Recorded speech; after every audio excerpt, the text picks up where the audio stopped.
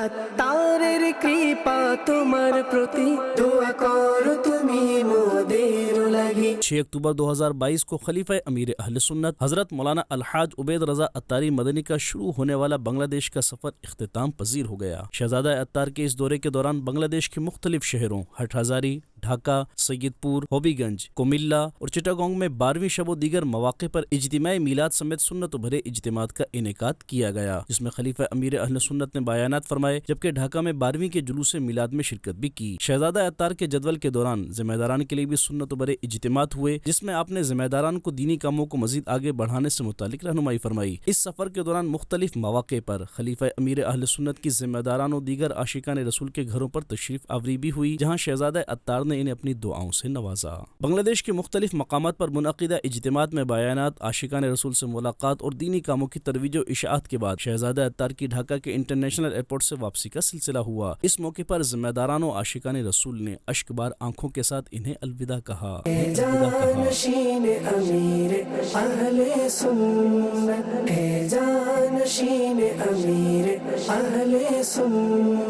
সদা থাকো তুমি সালামত, সদা থাকো তুমি সালামত, সদা থাকো তুমি সালামত, তোমার প্রতি হোক খোদার রহমত।